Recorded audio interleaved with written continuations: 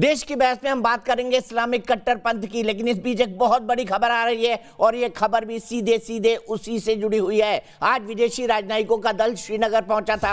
ये वहां पर इंस्पेक्शन के लिए गया था। इस बीच श्रीनगर में आतंकी हमला हुआ है। डल झील के पास एक ढाबे के कर्मचारी को गोली मारी गई है। आपको बता दें कि जिस जगह फायरिंग हुई वो राजनयिकों के होटल से कुछ दूरी पर है। सर्च एंड कॉम्बिंग ऑपरेशन जारी है। सुरक्षा बलों ने पूरे इलाके को घेर लिया है। जब भी कोई अंतर्राष्ट्रीय मेहमान आता है, इस तरह से इलाके को दहलाने की साजिश बार बार होती रहती है। इद्रिस लोन मेरे सहयोगी मेरे साथ जुड़ गए हैं। इद्रिस, कोई हताहत तो नहीं हुआ, खासतौर से डिप्लोमेट्स के इस ग्रुप में?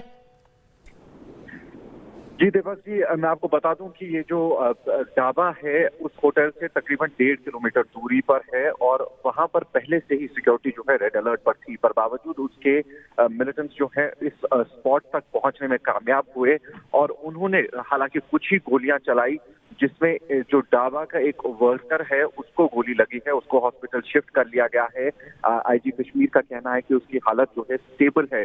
पूरे इलाके को सिक्योरिटी ने अब घेर लिया है। काफी कम दूरी पर मैं आपको बता दूं, ये होटल जहां जिस प्राइवेट होटल में सभी ऑनवॉय ठहरे हुए हैं उससे ज्यादा दूरी पर ये जगह जो है नहीं है, मगर पहले से ही सिक्योरिटी जो है उस पूरे इलाके में बढ़ा दी गई थी, बैरिकेडिंग की गई थी। पर बावजूद उसके जो है ये हमला अंजाम दिया गया है। वहीं अगर हम इस हमले की बात करें तो ऑलरेडी जामाज फोर्स और टीआरएफ जो है उन्होंने इस पूरे अटैक की जिम्मेदारी ली है।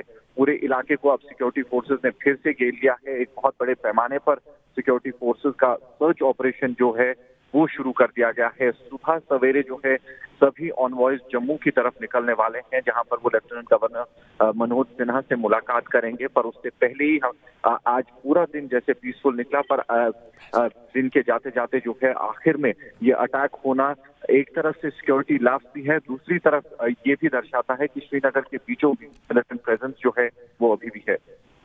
ठीक है, बहुत बहुत शुक्रिया इस पूरी जानकारी के लिए। अब हम आते हैं हमारी डिबेट शो देश की बहस पे, जिसका मुद्दा भी ठीक इसी से जुड़ा हुआ है। मेरे प्यारे दर्शकों को आपके सबसे पसंदीदा डिबेट शो देश की बहस में दीपक चौरसिया का नमस्कार।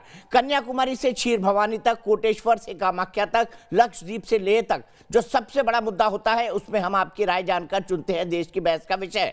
बहस की दशा और दिशा भी आपके माध्यम से तय होती है। साथ ही शो में आप और हमारे एक्सपर्ट पैनल मंच को साझा करते हैं और देश में हो रही सबसे बड़ी हलचल पर बेबाकी से अपनी बात रखते हैं। तो आइए शुरू करें देश की बहस माननीय जनता और मेहमानों के साथ। आज आपने देश की बहस का जो मुद्दा तय किया है वो है इस्लामिक कट्टरपंथ से किस किस को खतरा। इस 80% लोगों ने वोट देकर देश की बहस का मुद्दा बनाना चाहा है। दरअसल अभी आपने कश्मीर में देखा, वो भी इस्लामिक कट्टरपंथ से ही खतरा है। अब हम आगे बढ़ते हैं कि ये स्टोरी क्या कहती है और क्या फ्रांस ने नया कानून बनाया है।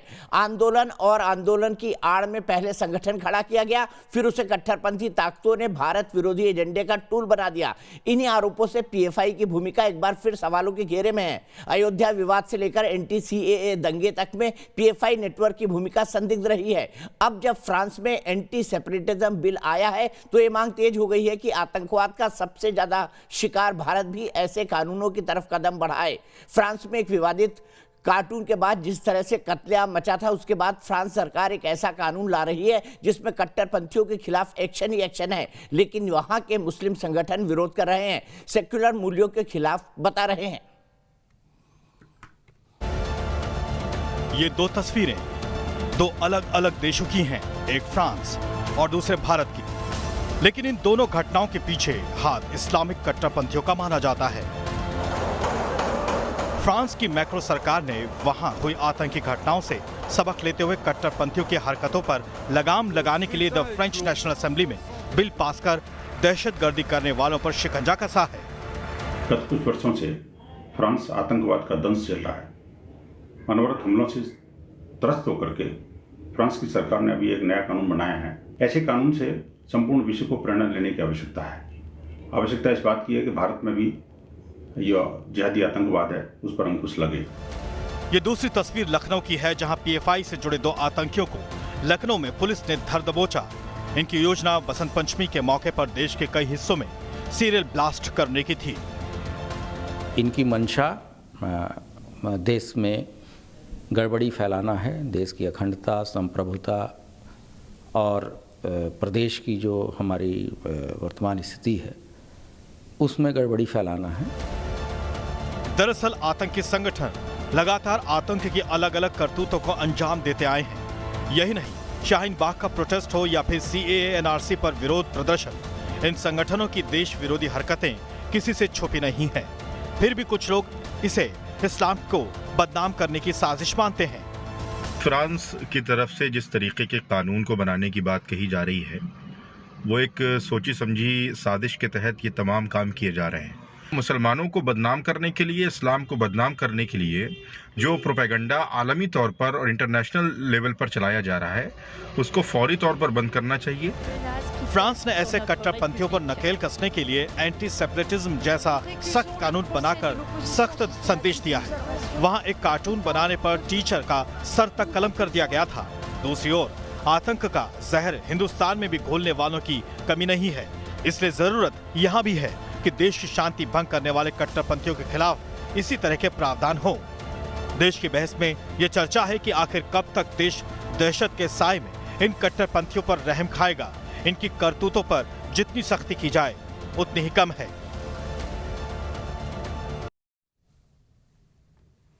तो इस्लामिक कट्टरपंथियों पर नकेल कसने जा रहा है फ्रांस। ऐसा भारत में क्यों ना हो, सवाल हम ये उठा रहे हैं। देश की बहस में कई सारे खास मेहमान जुड़े हुए हैं, लेकिन उससे पहले आज का सवाल। देश की बहस में हमारा आज का सवाल है, आतंकवाद पर नकेल कसने के लिए फ्रांस जैसा कानून जरूरी है? हम अपने देश के परिप्रेक्ष्य में सवाल पूछ रहे हैं, हाँ या नहीं में आप जवाब दे सकते हैं। आप हमारी वेबसाइट पर जा सकते हैं, आप हमारे मोबाइल ऐप को डाउनलोड कर सकते हैं, आप हमारे ट्विटर हैंडल पर जा सकते हैं, आप हमारे फेसबुक पेज पर जाकर अपनी राय दे सकते हैं। कार्यक्रम के बारे में कोई राय है, सुझाव है, या आप शो के अंदर शामिल होना चाहते हैं तो 9711002266 पर व्हाट्सएप कर दे। सीधे चलता हूं, अपने पैनल में इंट्रोड्यूस करता हूं मेजर जनरल GD बख्शी को। वो मेरे साथ जुड़ गए हैं। मेरे साथ माजिद हैदरी साहब जुड़ गए हैं, वो भी मेरे साथ इस वक्त जुड़ गए हैं। इसके अलावा कई सारे पैनलिस्ट और मेरे साथ जुड़ेंगे। सुबह खान भी मुझे दिखाई दे रही हैं। थोड़ी देर में गुरु प्रकाश पासवान जो कि बीजेपी के नेशनल स्पोक्स पर्सन है, वो मेरे से जुड़ेंगे। एहतेशाम हाशमी साहब जो कि एक पॉलिटिकल एनालिस्ट है और एडवोकेट है सुप्रीम कोर्ट के, वो मेरे साथ जुड़ेंगे। लेकिन जनरल बख्शी, सबसे पहले बिल्कुल दो टूक में पूछना चाहता हूं कि क्या इस्लामिक कट्टरपंथ से लड़ने के लिए फ्रांस जैसा कानून भारत की अब जरूरत बन गई है? इस्लामिक कट्टरपंथ जो है रोज एक बड़ी सरदर्द बनता जा रहा है। फ्रांस ने तो बहुत सफर किया है। इस मुल्क ने जितना सफर किया है शायद यूरोप में किसी दूसरे मुल्क ने इतना वहां त्रास नहीं हुआ जितना यहाँ हुआ है। बहुत सारे हमारे मिडिल ईस्ट के लोग वहां जाते हैं, वो बहुत हाथ जोड़ के जाते हैं कि साहब हमको पनाह दो, हमको शरण दो, हमको रिफ्यूजी के तौर पे एक्सेप्ट करो। और फिर वहां जाके साहब तोड़ फोड़ का सिलसिला, अब हम तुमको बदलेंगे, तुमको हमारी रंग में रंगना होगा, अपने आप को जो हम कहते हैं वो करना होगा। ये थोड़ी जाती हो जाती है। देखिए, मैं कहता हूं कि मजहब सबका, इंसानियत का मजहब एक है और पानी को आप तन्नी कहें, वाटर कहें, छू कहें, कोई फर्क नहीं पड़ता। आपका अपना तरीका है अपने भगवान को पूजने का, मेरा अपना तरीका है, वो सब अपनी व्यक्तिगत बात है।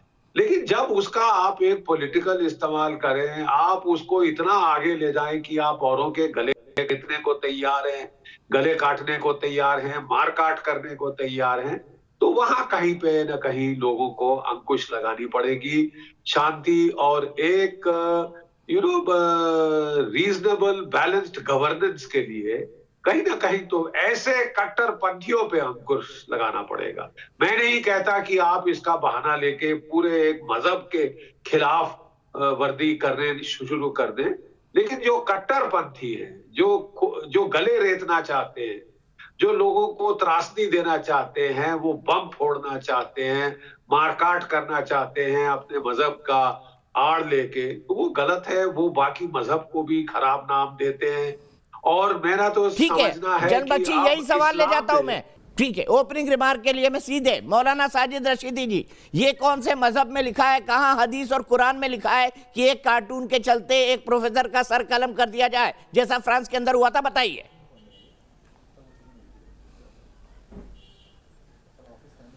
देखिए, हमने ISIS को कंडम किया है, हमने कश्मीर में जो जिहाद के नाम पर हो रहा है उसको कंडम किया है। अगर ये सब कंडम करने के बाद भी हमें आप कट्टरपंथी कहते हैं तो फिर इसका तो कोई जवाब हो ही नहीं सकता। तो फ्रांस में जो हुआ उसको भी कंडेम कर दीजिए। नाम पर अगर कोई अभी आपका दोगलापन कैसा है, फ्रांस में जो हुआ उसको भी कंडेम कर दीजिए। गलत हुआ, गलत मारा उस प्रोफेसर को। एक तो भाषा का संतुलन रखिए। आप इतने बदतमीज पहले नहीं थे, कैसे हो गए मैं नहीं समझ पा रहा हूं। काम की बात करें ना सर, आप मेरी भाषा डोगरे में आपकी, मैंने तो साफ सपाट शब्दों में सवाल पूछा आपसे। मैं आपका गेस्ट हूं। नहीं, मैं आपका गेस्ट हूं। अगर गेस्ट के हिसाब से बात करोगे जवाब दूंगा, गेस्ट के हिसाब से बात नहीं करोगे खामोश हो जाऊंगा। आप मुझसे सवाल पूछिए कड़ा, लेकिन भाषा का संयम रखिए। मेरा सवाल सीधा है। क्या पूछ रहे हैं आप बीट अराउंड द बुश कर रहे हैं, मुद्दे पर नहीं जा रहे हैं। आपने कहा आपने आईएसआईएस का विरोध किया, कश्मीर में जो होता है उसका विरोध किया, लेकिन फ्रांस में जिस आदमी को मारा गया उसका विरोध भी कर दीजिए ना उसी स्वर में। मैंने क्या कहा है कि इस्लाम ऐसे किसी भी काम को हिमायत नहीं करता जो कुरान में या हदीस में मौजूद नहीं है। अगर कोई आदमी ऐसा कोई काम कर रहा है तो उसको हम कंडम करते हैं।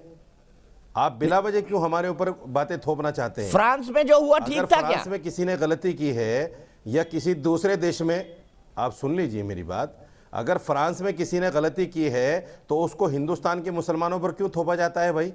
तो हिंदुस्तान के मुसलमान क्यों जुलूस निकालते हैं फ्रांस में जो कुछ होता है उसको लेकर, ये भी बता दीजिए।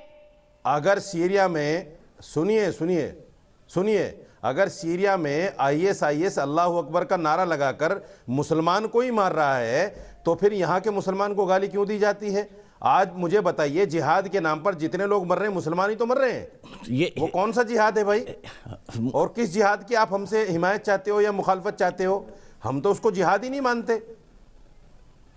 सारे तो मुसलमान मर रहे हैं। इसको कहते हैं चित भी मेरी पद भी मेरी, जिहाद के नाम पे इसको कहते हैं चित भी मेरी पद भी मेरी, कौन मर रहा है और सिक्का भी मेरा, इसको यही कहते हैं। अरे आप डिफेंड करने की आप कोशिश करते रहेंगे। मैं सीधे सुबी खान के पास आना चाहूंगा। सुबी खान के उतने आसान शब्दों में समझा रहे हैं जितने आसानी लिखने की कोशिश कर रहे हैं। मुझे बता दो ऐसा है कि नहीं है? रशीदी साहब, मैंने बहुत शांति से आपको सुना, मुझे भी थोड़ा शांति से सुन लीजिएगा। दीपक जी, अभी ये डिबेट जब हमने स्टार्ट करनी के लिए हम बैठे थे, तभी एक न्यूज आई कि श्रीनगर में एक आतंकी हमला हो गया है। मैं आपसे सवाल ही नहीं कर रहा हूँ, सवाल आपसे दीपक कर रहे हैं। बोल रहे हैं रशीदी साहब, आप मेरा नाम लेके शुरुआत क्यों करती हैं भाई? बीच में काटिए मत, मैं मेरा नाम लेके शुरुआत क्यों करती हैं? आज प्लीज, मैंने तो आपसे कोई सवाल नहीं किया। अच्छा, मैंने आपसे कोई सवाल ही नहीं किया। सुन लीजिए, आप मेरा नाम लेके सवाल मत बोलिए। प्लीज क्रॉस फायर में मत फंसे, प्लीज मत फंसे दीपक जी, प्लीज मत फंसे। सुबह यहाँ से आगे निकलिए, क्योंकि आज मौलाना साहब नाम क्यों, मैं आपका नाम ना खेलूंगा जी, ना खेलूंगा, ना खेलने दूंगा, और खेल बिगाड़ूंगा भी, उस मूड में दिखाई दे रहे हैं। और वैसे ही 3 लोगों तक कनेक्टिंग जा रही है। आप बोलिए, अपनी बात कंक्लूड करिए, फिर मैं जाऊंगा जनरल बख्शी के पास। मेरी वो आदत ही नहीं है कि मैं आपकी डिबेट खराब करूं। मैं तो अपनी जो बात है वो कहूंगा।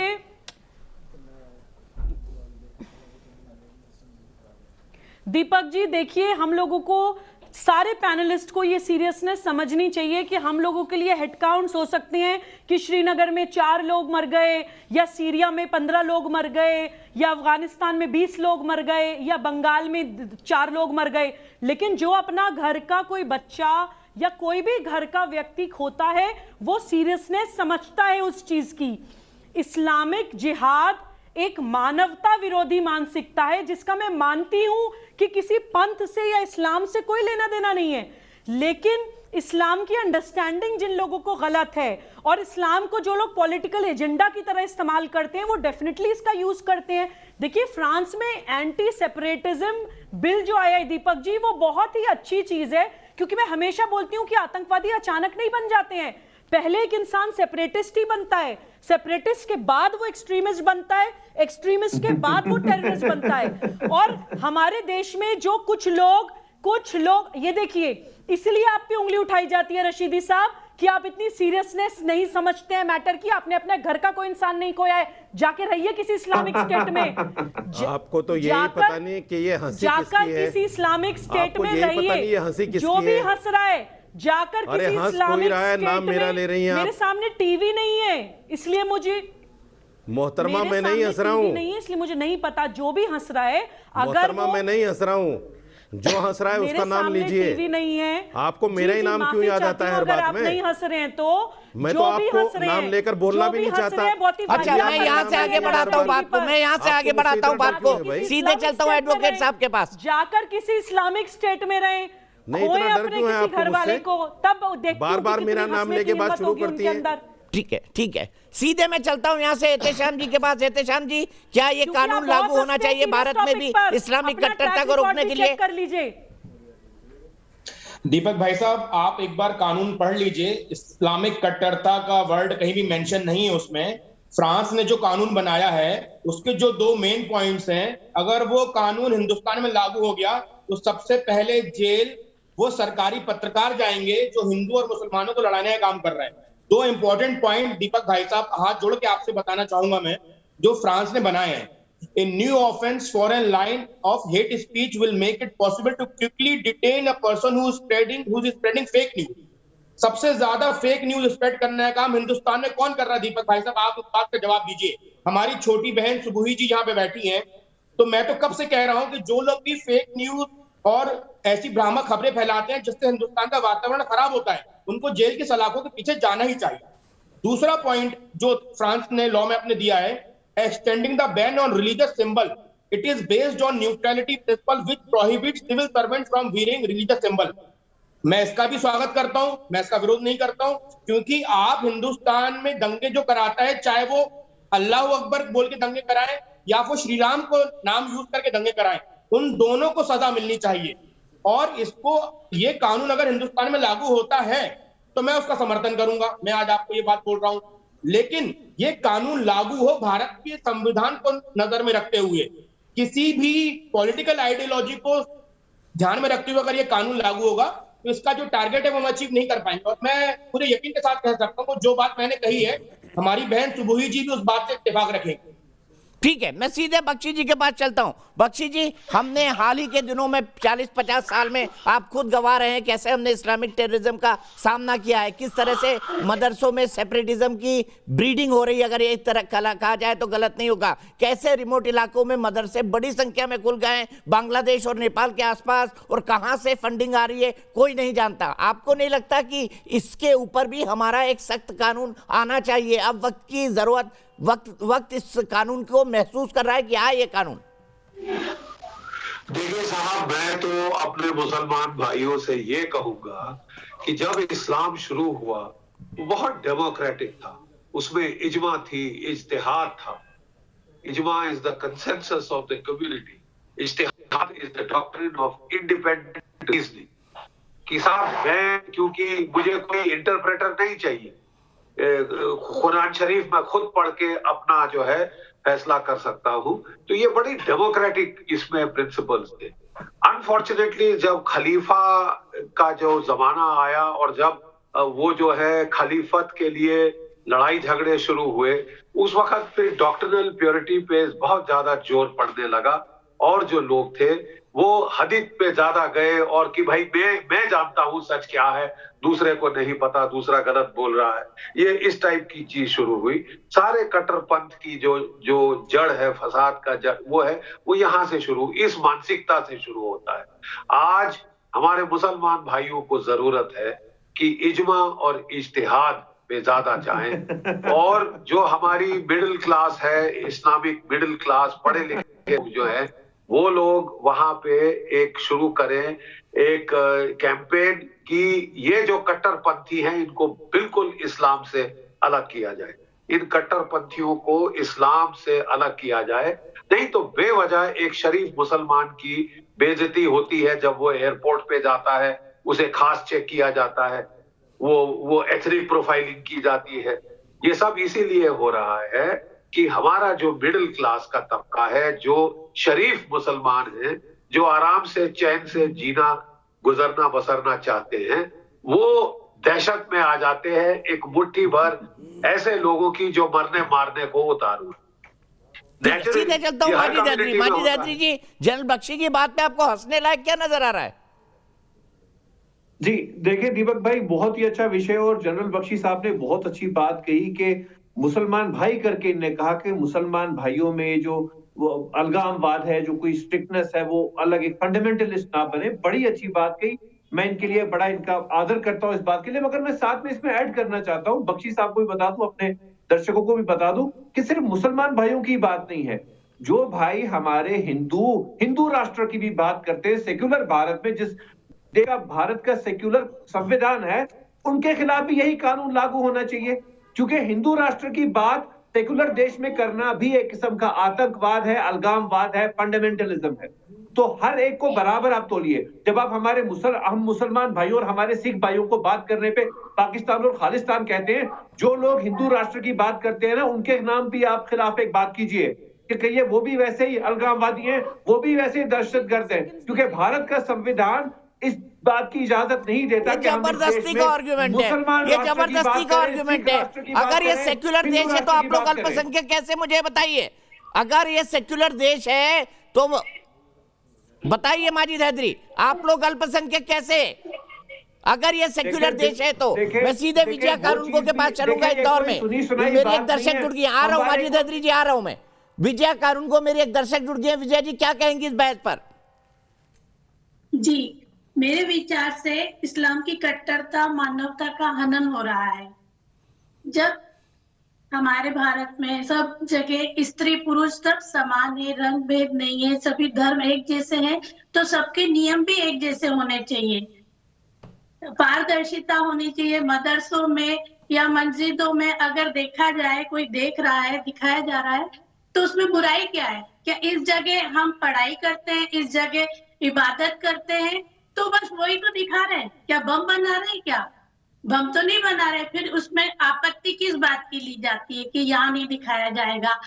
और दूसरी मेरे को सबसे बड़ी मानव हनन और निष्ठुरता ये लगी कि जिस एक से अधिक विवाह करते हैं और जबरदस्ती विवाह करते हैं, जिस व्यक्ति की इच्छा नहीं है विवाह करने की या जो भी कुछ उस पर अत्याचार किया जा रहा है, अगर बेमन से उससे करवाया जाए तो वो जीते जी मर जाता है। ये मानवता के ऊपर बहुत कठोराघात हो और फ्रांस ने बकायदा, फ्रांस का नया कानून विजय जी ये कहता है कि आप एक से ज्यादा विवाह नहीं कर सकते, बहु विवाह को खत्म कर दिया गया है। थोड़ा इस पर भी एहतेशाम भाई आप खुश हो जाते, मैं आपके पास आऊंगा। एहतेशाम भाई इस पर भी खुश हो जाना। मुझको तो बड़े बड़े खुशी आपने क्लॉज समझा दिए, लेकिन गुरु प्रकाश पासवान जी, क्या आपको इस बात की जरूरत नहीं महसूस होती कि जिस लाइन पर फ्रांस में कानून आया है उस लाइन पर भारत में भी बनना चाहिए? PFI, SDPI ऐसी कई संस्थान हैं जिनके रोल हमेशा डाउटफुल ही रहते हैं। और आज 5 मिनट पहले बिल्कुल बजरंग दल का नाम भी लीजिए ना, BHP का नाम आप कैसे भूल सकते हैं? खिलाफ काम करते हैं। दीपक जी आपके माध्यम से मैं आपके दर्शकों के साथ, भैया बात सुन लीजिए। अब देखिए ऐसा है भैया, मैं आपके बीच में नहीं बोल रहा था, मैं आपके बीच में नहीं, आप सुन लीजिए जरा बातों को। माजिद जी आपका स्वभाव तो ऐसा नहीं था, ऐसे विषयों पे इतने आक्रोशित हो जाना उचित नहीं है भैया। पाकिस्तान में भी लाहौर में लाल मस्जिद के आक्रमण के बाद भी ऐसे कानून पास किए गए थे, जरा देख लीजिएगा। सऊदी अरब में MBS महमूद बिन सुलेमान जी ने भी ऐसे कानून पास किए हैं, तब आप लोग को नहीं दिखता है। आत्ममंथन करने की आवश्यकता है। आज इस्लामिक कट्टरपंथ, इस्लामिक रेडिकलाइजेशन एक वैश्विक समस्या है।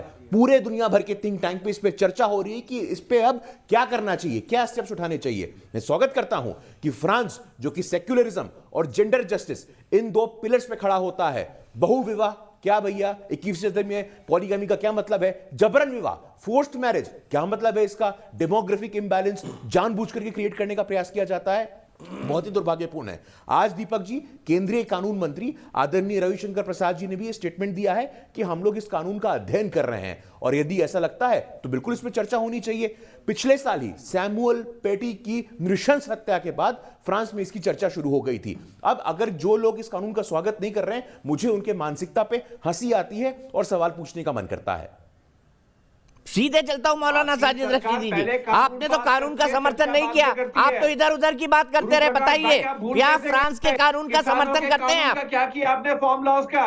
पहले कानून बनाए, आप चर्चा कर रहे हैं जब बेचारे हमारे किसान भाई सर सड़कों पे मर रहे हैं। दूसरे चैनल पर आ गए, आज किसानों पर डिस्कशन नहीं है यहाँ पर। आंदोलन में मारे गए शहीद माजिद हैदरी, आज किसानों पर डिस्कशन नहीं है यहाँ पर, दूसरे चैनल पर आ गए हैं आप। किसान हमारे मेरा सवाल मौलाना साजिद रशीदी से, हमारे साथ है, देश का किसान हमारे साथ है, 135 करोड़ लोग हमारे साथ हैं। भाई इनकी आवाज विषयांतर मत होइए आप, विषयांतर मत होइए, स्वीकार करिए इस्लामिक कट्टरवाद एक समस्या है। बोलिए मेरे साथ आप। इस्लामिक कट्टरवाद वाकई में एक समस्या है, और मेरा मौलाना साजिद रशीदी से यही सवाल, फ्रांस के कानून का अपने दिल खोलकर समर्थन क्यों नहीं किया मौलाना साजिद रशीदी? उसके बाद सुबी खान के पास जाऊंगा। अनावश्यक, देखिए मैं हर उस कानून का समर्थन करता हूं जो कानून किसी एक समुदाय को पीड़ित ना करके सभी के लिए हो। अगर आप फ्रांस की बात को लेकर सिर्फ हिंदुस्तान के मुसलमानों को टारगेट करने की कोशिश कर रहे हैं अपने चैनल पे, तो ये तो अपने आप में एक दहशतगर्दी है आपकी। आपको तो खुद इस पर अध्ययन करना चाहिए। फ्रांस में अगर कोई अच्छा कानून बनता है देश में, यहाँ है तो क्या बुराई है उसमें? लेकिन आप फ्रांस के कानून को लेकर कभी हिंदुस्तान पे आ जाते हैं, कभी फ्रांस से ले जाते हैं। जब फ्रांस का जवाब मिलता है तो हिंदुस्तान चले आते हैं कि यहाँ भी होना चाहिए। अरे भाई, ये सरकार का काम है, ये आपका काम नहीं है दीपक जी। आप तो जो कानून वहाँ बना है उस पर बात कर सकते हैं, लेकिन ये कहना कि साहब हिंदुस्तान में आना चाहिए या नहीं आना चाहिए, साहब कैसी बातें करते हैं आप? जैसे रविशंकर फ्रांस को लेके किस किस तरह के रिएक्शंस इंडिया में देखने को मिले थे? क्यों हजारों लाखों की भीड़ जमा हो गई थी? क्यों फैसले सुनाना शुरू? क्यों हजारों लाखों की भीड़ जमा हो गई थी? आप मुझे ही कटघरे में खड़े कर रहे हैं, लेकिन अपनी गिरहबा में नहीं झांकेंगे। सुबी खान, क्या इन तमाम टोपी वालों को अपनी गिरहबा में झांकना चाहिए? आईएसआई के साथ किसके कनेक्शन मिलते हैं उस पर भी बात कर लीजिए। आईएसआई के कनेक्शन किसके साथ मिलते हैं उन पर भी बात कर लीजिए। मेरे साथ तो नहीं मिला सर, मेरे साथ नहीं मिले और ना मिलेंगे कभी। सुबी खान, अफसरान पकड़े गए हैं उन पर भी बात कर लीजिए। मैं नहीं जाना चाहता था उस बात पर, लेकिन आपने जानबूझकर मुझसे ये बातें कहलवाई। भाई जो लोग भी अब मौलाना साहब सुन भी लीजिए ना, उनके खिलाफ कानून बनना चाहिए। कह ली ना, बात सुन लीजिए। देखिए, इनका सबसे बड़ा सवाल यह है कि आप अगर किसी अच्छे कानून की भी बात कर रहे हैं तो किसी पंथ विशेष के खिलाफ मत बनाइए। आप मुझे इस्लाम के अलावा एक भी ऐसा पंथ बता दीजिए जिसमें इस्लामिक स्टेट का एजेंडा हो, जिसमें गजवाए हिंद के नाम पे किसी देश को तोड़ने की बात होती हो, या जिसमें जिहाद के नाम पर मासूम बच्चों को अलगाववादी, कट्टरवादी, आतंकवादी बना के सुसाइड बॉम्बर्स बनाया जाता हो। अगर किसी पंथ में कोई अपराध हो रहा है तो कानून उसी के खिलाफ बनेगा। हिंदू राष्ट्र पे भी आती हूं, बिल्कुल आती हूं। हिंदू कोई पंथ नहीं है, हिंदू एक राष्ट्रीय पहचान है। ये कंफ्यूजन आप लोग जानबूझ के क्रिएट करते हैं। Hindu is a nationality. Bharat में रहने वाला हर इंसान हिंदू है, वो किसी भी पंथ को मानता हो। पहले परिभाषाएं समझिए, पहले परिभाषा समझिए आप लोगों ने। और एक चीज में और दीपक जी, मैं एक इनके सेक्युलर पे भी एक चीज बोलना चाहती हूँ। दीपक जी, मैं सेक्युलर रिमार्क पे भी एक चीज बोलना चाहती हूं। अगर इतना सेक्युलर देश आपको चाहिए तो हर चीज में सेपरेटिज्म क्यों चाहिए भाई? आपको एजुकेशन भी सेपरेटिस्ट चाहिए, अलग से मदरसे चाहिए, मेन स्ट्रीम एजुकेशन भी नहीं चाहिए, आपको लेजिस्लेशन भी अलग चाहिए, अपना शरिया चाहिए, आपको भारत का कानून भी नहीं चाहिए, आपको जुडिशरी भी अलग चाहिए। अगर सेक्युलर देश है तो पंथ के नाम पे अलग कानून क्यों चाहिए? जवाब देती हूं आपको। भारत का संविधान आपको सिर्फ आपकी पर्सनल लॉ वहां तक एक्सरसाइज करने का राइट देता है जहां तक वो अपराध की श्रेणी में हमारा हक है। हम जैसे अपनी मर्जी अपना रिलीजन प्रैक्टिस करें, आप होती को नहीं रोकने वाली। हम 4 शादियां करें, एक शादी करें, आपको क्या उससे? तो उस पे आईपीसी की धारा क्या खाएं क्या नहीं खाएं, आपकी क्या परेशानी है उसमें? यही तो 6 वर्षों से इस देश में प्रॉब्लम चल रही है। मुसलमान खा क्या रहा है, मुसलमान पी क्या रहा है, मुसलमान शादी क्यों कर रहा है? हम किसी हिंदू महिला से प्यार करें तो लव जिहाद हो गया। अजीब से आपने हालात बना दिए देश में। ना एक मिनट, माजिद हैदरी और सुबी को स्क्रीन पर लाया जाए प्लीज। माजिद हैदरी और सुबी दोनों। मैं माजिद हैदरी आपसे सवाल पूछना चाहता हूँ। इस हिंदुस्तान का कानून, संविधान ये कहता है ये एक से ज्यादा विवाह नहीं है। माजिद हैदरी किस हक से बोल रहे हैं कि 4 शादी करूंगा? कौन रोकने वाला हो सकता है? मुझे बताइए किस हक से बोल रहे हैं? हमारा अपना मुस्लिम पर्सनल लॉ है, तो आ गए ना पर्सनल लॉ के नीचे। आप 4 शादियां कर सकते हैं, 400 बच्चे पैदा कर सकते हैं, आप कुछ नहीं रोक सकते। या कोई भी personal law for that matter, संविधान के साथ कॉन्ट्रवीन नहीं कर सकती कोई भी पर्सनल लॉ। इतने देखिए, आप ये फजूल की बहस ना करें। हमारे ये बेहूदगी की बहस नहीं है। आप उन्हें कल को नहीं कह सकते गुरुद्वारे में शादी की। अगर आप 4 शादियां करेंगे माजिद हैदरी तो आपके खिलाफ भी पिटीशन लगेगी। कैसे करें? आप नहीं मिला सकते। तो वो बिल्कुल एक्सरसाइज नहीं कर देखिए, सकते। कल को गुरु प्रकाश भाई आहिस्ता आहिस्ता अगर मुर्गी काटेंगे तो मेरे लिए हलाल नहीं होगी। As simple as that. आप समझा कीजिए बात को। दीपक जी, गुरु प्रकाश भाई मुझे मुर्गी आहिस्ता आहिस्ता काट के देंगे तो मेरे लिए वो हलाल नहीं होगी। ठीक है, मैं जनरल बख्शी को कहना चाहता हूँ। ज़ेबा खान मेरे साथ जुड़ गई है 1 मिनट के लिए। जनरल बख्शी कुछ कहना चाहते हैं? जनरल बख्शी जी क्या कहेंगे? माजिद हैदरी साहब ने बिल्कुल यहाँ पे एग्जेम्पलीफाई किया है कि प्रॉब्लम क्या है। हाँ साहब, चाहे आपका कानून देश का ये हो, मैं 4 शादी करूंगा और मैं थोपूंगा भी औरों के ऊपर, ये प्रॉब्लम है साहब। अगर आप अपना जो करना चाहते हैं इबादत का तरीका, प्लीज, मैंने आपके बीच में नहीं बोला, मैंने आपके बीच में नहीं बोला। आज एक बहुत अच्छी माजिद हैदरी आज एक बहुत अच्छी और ढंग से डिबेट हो रही है और यहाँ कुछ पढ़े लिखे लोग हैं जिनका मुझे अच्छा लगा सुनकर, खासकर मौलाना साहब का मुझे अच्छा लगा जिस लहजे में वो बोले। इसका मतलब सीरियस डिबेट का लहजा है। आप प्लीज इसको डीरेल मत करिए आज, ठीक है साहब। सारी प्रॉब्लम है कि केवल भारतवर्ष की प्रॉब्लम नहीं है, फ्रांस में भी यही चीत्कार हो रही है, जर्मनी में, आपके क्या कहते हैं, अमेरिका में, हर जगह ये हो रहा है। आप देख रहे हैं चीन में क्या हो रहा है और किस तरह वो उसके साथ डील कर रहे हैं, किस बेरहमी से वो उइगुर मुसलमानों के साथ पेश आए हैं, किस तरह दाढ़ियां काट दी हैं, जेलों में डाला है, प्रताड़ित किया है और क्या कहते हैं, आजाद देनी बंद करवा दी है, ये सब करवा दिए हैं। वो एक तरीका है। हम उस तरीके नहीं जाना चाहते। एनआरसी लगा हम उस तरीके कैंपों में बंद करना है। देखिए साहब, तो वही तो मैं कह रहा हूँ, परेशानी है। मैं वही कह रहा हूँ साहब, हम कानूनी ढंग से चलना चाहते हैं, इसीलिए कानून की बात हो रही है, ठीक है साहब। हम कानूनी ढंग से चलना चाहते हैं, इसीलिए कानून की बात हो रही है। और आज मैं समझता हूँ, आप जरा 1 मिनट, आप मौलाना साहब को भी बोलने दीजिए। माजिद भाई 1 मिनट सुन लीजिए ना, थोड़ा रिस्पेक्ट करिए। सुन लीजिए, आपके पास आऊंगा मैं। हाँ, मैं मौलाना साहब को ज्यादा सुनना चाहूंगा क्योंकि वो ढंग से बात कर रहे हैं। मैं साफ बात कहता हूँ। देखिए, मेरा कहना सिर्फ इतना है कि एक साइलेंट मुस्लिम मेजॉरिटी है, उसको बोलने दीजिए। जो दहशतगर्द हैं, उन्होंने सबको डरा के चुप करा के रखा है। ठीक, हमने यही तमाशा पंजाब में देखा था, यही तमाशा हमने जम्मू कश्मीर में देखा है और यही तमाशा अब हम सारे देश में देखने जा रहे हैं। जो साइलेंट मेजॉरिटी है, और मौलाना साहब मेरा ख्याल उस साइलेंट मेजॉरिटी को रिप्रेजेंट करते हैं। आप जरा उनकी आवाज सुनिए माजिद, उनको सुनिए और आप देखिए किस लहजे में बोल रहे हैं। उनका लहजा अलग है, उनका लहजा रीजनेबल है, उनका लहजा रीजनेबल है। कोई स्पॉन्सर, आपको कोई हक नहीं है उनको गाली देने का। अरे आपको हक नहीं है उनको गाली देने का या उनके ऊपर। अरे किसान की डिबेट दूसरी है यार, आज तो डिबेट कुछ और हो रही है ना। टॉपिक तो प्लीज एक मिनट माजिद हैदरी थोड़ा शांति, माजिद हैदरी थोड़ा शांति। मेरे साथ शबनम खान भी जुड़ गई है, ज़ेबा खान भी जुड़ गई है। शबनम, मैं आपसे जानना चाहता हूं, क्या इस्लामिक कट्टरपंथ को जो हमारे सिस्टम में कोड की तरह फिट हो चुका है, फ्रांस की तरह निकालने की नई जरूरत है हमारे सिस्टम से? हाँ जी, हेलो। हाँ, मैं डिस्कनेक्ट हो गई। अभी सब लोग पूछ रहे थे कि इस्लामिक कट्टरपंथ से सबसे बड़ा खतरा किसको है? सबसे बड़ा खतरा तो मुसलमानों को ही है। इन कट्टरपंथियों से जान बचानी पड़ेगी मुसलमानों को खुद, और फिर भारत के लिए तो ये जैसे नासूर बनते जा रहे हैं।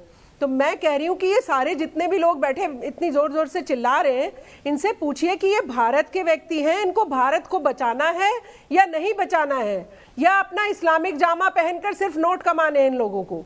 मतलब भारत की कोई फिक्र है इन लोगों को या नहीं है, या इसी तरह से इस्लामिक आतंकवाद को फैलने देंगे। और पूरी दुनिया में आप देख रहे हैं किस तरह से मुसलमानों से लोग दहशत में आ रहे हैं। और क्यों ना फ्रांस वाला कानून यहाँ भी लागू कर दिया जाए। लागू कर देंगे तो बेचारे विक्टिम बनकर आ जाएंगे कि अरे हम तो भाई देखिए अल्पसंख्यक लोग बड़े दुखियारे पीड़ित, हमारे साथ बड़ा सरकार ने अन्याय कर दिया, तब ये वाला जामा ओढ़ लेंगे। इनके ये जो बदलते मुखौटे हैं ना, अरे मैडम हम ये तो इससे मुसलमानों को, जो देश के मुसलमान है, बचना होगा। नहीं तो एक एक बच्चे के अंदर ही इसी तरीके की चिंगारी भर देंगे। और कौन से हिंदू ने परेशान किया आपको? एक का नाम बता दीजिए जरा। हिंदू ने नहीं, हिंदुत्व ने। हिंदू भाई हमारे भाई हैं, हिंदुत्व की बात कर रहा हूं मैं। हिंदुत्व और हिंदू में फर्क है। से लगा कर रखे हुए। और हिंदुत्व क्या है माजिद हैदरी? कौन से हिंदुत्व ने तंग कर दिया आपको? माजिद हैदरी, हिंदुत्व क्या है जरा डिफाइन कर दीजिए मुझे। उसकी घंटी की आवाज तुम्हारे कानों में हिंदुत्व चुभती है। वो राजनीति है सारी चीजें जिसने ऊपर इस थोपना देश चाहते हो की आप। माइनॉरिटीज को परेशान करके रख दिया हुआ पिछले 6 वर्षों से। हिंदू भाई तुम आ ये जाओ। पूरा झूठा नैरेटिव है जो आप फैलाते हैं अपने यहाँ के लोगों को कट्टरपंथी बनाने के लिए। और Hindutva is a way of life. आप जिंदगी कैसे जिएंगे इसका संपूर्ण दर्शन है। हिंदुत्व कोई संकीर्ण विचारधारा नहीं है माजिद हैदरी। मैं आपके पास नहीं, ज़ेबा खान के पास जाऊंगा। ज़ेबा, आपको लगता है जर्मनी फ्रांस वाला कानून भारत में भी होना चाहिए? कुछ किताबें भेज दूंगा हिंदुत्व पर पढ़ने के लिए। देखिए दीपक जी, कट्टरवाद, दीपक जी कट्टरवाद किसी भी धर्म में हो वो बर्दाश्त नहीं किया जाएगा। और कोई भी धर्म है वो कट्टरवाद की शिक्षा नहीं देता है। सभी धर्म प्यार, मोहब्बत और आपसी भाईचारे की शिक्षा देता है। तो कट्टरवाद किसी भी धर्म में हो वो बर्दाश्त नहीं होना चाहिए। कट्टरवाद से देश कमजोर होता है। चाहे वो किसी भी धर्म में कट्टरवाद हो, कहीं भी कट्टरवाद हो, हर तरह का कट्टरवाद पे रोक लगनी चाहिए। तो आप बोल दीजिए ये कानून भारत में भी आ जाए, फ्रांस वाला। दीपक जी, मैं कह रही हूं कि हर तरह के कट्टरवाद पर रोक लगनी चाहिए। किसी भी तरह का कट्टरवाद बर्दाश्त नहीं है। और कोई भी धर्म जो है प्यार मोहब्बत सिखाता है और आपसी भाईचारा सिखाता है, स्नेह सिखाता है, सेवा भाव सिखाता है। कट्टरवाद कोई भी धर्म नहीं सिखाता है। तो कट्टरवाद किसी भी धर्म में ये सब बातें उसे हमारे माजिद हैदरी भाई उनको समझा देते हैं। वो 25 घंटे खतरे में रहते हैं। दिन में 24 घंटे रहते हैं, माजिद हैदरी 25 घंटे खतरे में रहते हैं। कोई बदला लेने की भावना नहीं होनी चाहिए और ईमानदारी से उसका दमन छोड़िए आप वही गांधी गोड से। अभय गुप्ता दिल्ली से मेरे दर्शक सुन गए, सीधे उनके पास चलते हैं, बहस को आगे बढ़ाएंगे। अभय गुप्ता जी, क्या मानना है आपका? सर नमस्कार। सर मेरा मानना है कि हम लोग बात करते हैं कट्टरवादी की, ये भाईचारे की बात करते हैं, हिंदू मुस्लिम सिख ईसाई आपस में भाई भाई, फिर भी ये कट्टरवादी क्यों, कट्टरपंथी क्यों? इस्लामिक कट्टरपंथियां जितनी भी हैं इनका एक ही एजेंडा है कि पूरे देश में कट्टरपंथी फैलाएं। मेरा सरकार से एक प्रार्थना है, एक निवेदन है कि कट्टरपंथी बंद होनी चाहिए, खासकर भारत में बंद होनी चाहिए। भारत में तो इसकी कहीं और कोई जगह नहीं होनी चाहिए। इसके अलावा मैं बताना चाहता हूँ, ताजमहल, लाल किला, कुतुब मीनार किसने बनवाया? ये हम बचपन से पढ़ते आ रहे हैं। लेकिन अगर हम बात करें अयोध्या, काशी, सोमनाथ, इनको तोड़वाया किसने? ये कहीं नहीं पढ़ाया जाता है। सर मैं प्रार्थना करता से और आप लोगों से, मीडिया चैनल से, कि कट्टरपंथी बंद होनी चाहिए। इसकी भारत में या पूरे देश में कोई जगह नहीं है। ठीक है भाई, बिल्कुल ठीक है। और यहीं से आपकी बात को आगे बढ़ाता हूं। मैं सीधे चलता हूं सुबी खान के पास। सुबह मुझे एक शब्द का जवाब दीजिए, और बड़ा व्यापक शब्द मैं आपके सामने कहने जा रहा हूं। हिंदुत्व से परेशानी है माजिद हैदरी को, हिंदुओं से नहीं है। ये समझ नहीं पा रहे, हिंदुत्व एक आम शब्द नहीं, it's a way of life है। क्या बताएंगे आप हिंदुत्व के बारे में माजिद हैदरी को? जी दीपक जी, बहुत आपने मेरा मन पसंदीदा सवाल पूछ लिया आज। देखिए, मैं बोलती हूं हिंदू मतलब भारतीय, और हिंदुत्व मतलब जो जागा हुआ भारतीय। इन लोगों को जागे हुए भारतीय से प्रॉब्लम है। इन लोगों को ये प्रॉब्लम है कि हम तुम्हारा गला भी रेत दें तो सवाल मत पूछो, वरना तुम हिंदुत्ववादी हो जाओगे। इन लोगों को सेल्फ डिफेंस के लिए जो खड़ा हो जाए उससे परेशानी है। इनको जागृत हिंदू से परेशानी है, इनको सशक्त हिंदू से परेशानी है, इनको सक्षम हिंदू से परेशानी है। ये चाहते हैं कि हिंदू डरता रहे, दबा रहे, टूटा रहे, बटा रहे, एक ना हो। आज हिंदू जाग गया है, एक हो गया है, सशक्त हो गया है, तो ये फौरन बोल रहे हैं कि नहीं नहीं ये तो हिंदुत्व है। अगर आपको ऐसे हिंदुत्व से डर लगता है तो बहुत अच्छा है ये डर, क्योंकि सैचुरेशन पॉइंट कभी ना कभी किसी चीज का आता है। हर क्रिया की एक प्रतिक्रिया होती है मेरे भाईजान। आप सालों तक अगर किसी को डराते रहेंगे, दबाते रहेंगे, तोड़ते रहेंगे, उसके अंदर हीन भावना डालते रहेंगे, उसका इतिहास नाश करते रहेंगे, उसकी संस्कृति, उसकी भाषा सब नाश करते रहेंगे, और जिस दिन वो खड़ा हो गया उस दिन कहेंगे अरे तुम तो आतंकवादी हो। अरे ड्रामा करिए कहीं और जाकर। आतंकवाद की डिबेट पर आप नेशनल टीवी पर हंस रहे थे। इतना सम्मान है आपके दिल में एक ह्यूमन लाइफ का, एक इंसानी। ठीक है, मैं जनरल बख्शी के पास चलता हूं, उनका हाथ उठा हुआ देखा है। जनरल बख्शी, क्या हिंदुत्व को आप इतना संकीर्ण मानते हैं कि हिंदुत्व से माजिद हैदरी जैसे लोगों को डरने की जरूरत पड़े? देखिए साहब, बात ऐसी है कि जो कट्टरपंथ अगर आप करेंगे तो कहीं ना कहीं उसकी प्रतिक्रिया होगी, उसका रिएक्शन होगा, और ये फिर आपकी देन कि जो लोग सीधे साधे हैं, जो लोग इतने गऊ जैसे शरीफ हैं, वो भी आप मजबूर करेंगे, धक्का देंगे उनको कि साहब हम तो ऐसे नहीं मानेंगे जब तक हम गले रेतते रहेंगे, जब तक हमारे गले ना रेते जाए। आप बेवजह लोगों को धक्का दे रहे हैं उस तरफ। देखिए, मैं आपसे पूछना चाहता हूं, आपने हिंदुत्व हिंदुत्व हिंदुत्व की रट लगा रखी है। कितने हिंदुत्व के आतंकवादी अमेरिका में, यूरोप में, फ्रांस में, जर्मनी में, जापान में, चीन में, मिडिल ईस्ट में पकड़े गए हैं या मारे गए हैं या उन्होंने क्या बोल रहे हैं आप? आपने क्यों ठेका ले रखा है कि पूरी दुनिया में आप इम्पोज करेंगे जबरदस्ती अपने आप को? तो फिर रिएक्शन तो होगा, फिर आप रोना शुरू करते हैं कि साहब ये भी कट्टरपंथ है। आपने शुरू कराया ना हिंदुत्व विचारधारा हिंदुत्व विचारधारा का क्योंकि आप जिस लहजे में बात कर रहे हैं आपको उसी लहजे में जवाब मिलेगा। मौलाना साहब बिल्कुल आप लहजे में बात कर रहे हैं, लेकिन आप जो है आप हिला करेंगे बात। आप क्या समझते हैं कोई डर जाएगा? आप क्या समझते हैं? कट्टरपंथ आपने शुरू किया और जो कुछ हो रहा है वो रिएक्शन है। You got that right? और वो तभी जाएगा जब आप नॉर्मल हो जाएंगे, महात्मा गांधी और सीधी बात करना शुरू करेंगे। माजिद हैदरी, आप डेफिनेशन तो छोड़िए, आप हिंदू और हिंदुत्व इन शब्द को मेरे ख्याल से अपने जहन में बिठा भी नहीं पाए। आपकी समझ बड़ी छोटी है। मैं यहीं से शुरुआत करूंगा और सबसे पहले मैं चलूंगा सैयद जरीन के पास। सैयद, आपको क्या लगता है, क्या फ्रांस का कानून भारत में लागू होना चाहिए? जैसे को तैसा करने की कोशिश कर रहे हैं, क्यों ना करें? ये आपने शुरुआत की है ना। आप ठंडे पड़ जाए, सब ठंडे पड़ जाएंगे, लेकिन आप सर पे चढ़ेंगे तो फिर कौन कब तक सहेगा?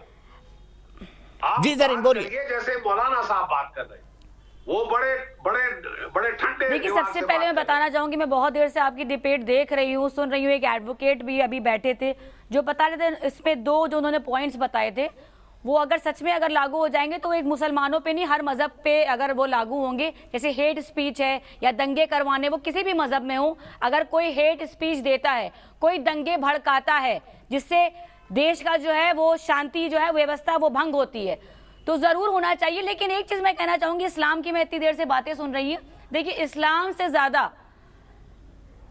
बहुत ही अमन पसंद ये मजहब है, और इस तरीके से उसको कट्टरपंथी इसे जोड़ना, क्योंकि देखिए इस्लाम में अगर आपने किसी एक बेकसूर को मारा है तो आपने पूरी इंसानियत का कत्ल कर दिया। ये जानना बहुत जरूरी है। अब आप कट्टरपंथी मतलब जितना आतंकवाद दुनिया में हो रहा है सारा मुसलमान ही करे दे रहा है।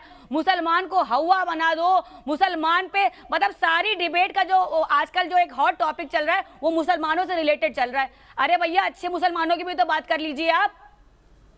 कोई इंसान अगर कोई भी, मैं तो कह दूं कोई भी आतंकवादी, वो किसी भी मजहब का हो सकता है, किसी भी जाति का हो सकता है। जनरल बख्शी कुछ कहना चाहते हैं? जनरल बख्शी आपको जवाब देना चाहते हैं? आइए जनरल बख्शी प्लीज। आतंकवादी आप सिर्फ मुसलमानों पे थोप दीजिए। क्या एपीजे अब्दुल कलाम हमारे आदर्श नहीं रहे जनरल बख्शी जी? बिल्कुल बिल्कुल बिटिया, मैं आपसे कुछ कहना चाहता हूँ। इस देश में एपीजे अब्दुल कलाम से ज्यादा रिस्पेक्टेड दूसरा राष्ट्रपति आपने देखा है? कोई हिंदू, मुसलमान, सिख, ईसाई सारे उसकी इज्जत करते हैं। क्योंकि मैं बेटा वही आपसे कह रहा हूँ कि जब मुस्लिम मेजॉरिटी, सब नॉर्मल इंसान एक शरीफ इंसान होता है, वो चाहता है कि मेरे बच्चे पढ़े लिखे आबाद हो। नहीं, देखिए एक मिनट बेटा, मैं कह लूं, और मैं तो कहूंगी कि हर एक भारतवासी को मौलाना अब्दुल कलाम की जीवनी पढ़नी चाहिए। जी अब्दुल कलाम का वही मैं कह रहा हूं, हम ऐसे मुसलमान होंगे, कोई क्यों करेगा? पूजेंगे लोग, पूजेंगे, अब्दुल कलाम जैसे को पूजा जाता है, क्योंकि वो मॉडल मुस्लिम, मॉडल इंडियन, मुस्लिम नहीं, मैं मॉडल इंडियन कहूंगा। एक वो he is an example for the rest of us. मैं सिर्फ कह रहा हूं कि अब वक्त आ गया है इस्लाम में जो मॉडरेट मुस्लिम मेजॉरिटी है आप जैसी, वो आवाज उठाए और अपने आप को कट्टरपंथियों से बिल्कुल अलग करे, ताकि लोग वो फर्क देखें, लोग वो फर्क देखें। आप देखेंगे फर्क पड़ेगा। आप कट्टरपंथियों की वजह से जब आप जाती हैं, हम यहीं से डिबेट को आगे बढ़ाएंगे। मैं इसी पॉइंट से डिबेट को आगे बढ़ाऊंगा जरीन, लेकिन मुझे विपेंद्र सिंह लखनऊ से मेरे दर्शक जुड़ गए, उनके पास जाना है। विपेंद्र, क्या कहेंगे इस विषय पर? सबसे बड़ी चीज मैं दीपक जी, मैं ये कहना चाहूंगा आपसे कि आज फ्रांस को जरूरत क्यों पड़ी इस्लामिक कट्टरपंथियों के खिलाफ कानून लाने की?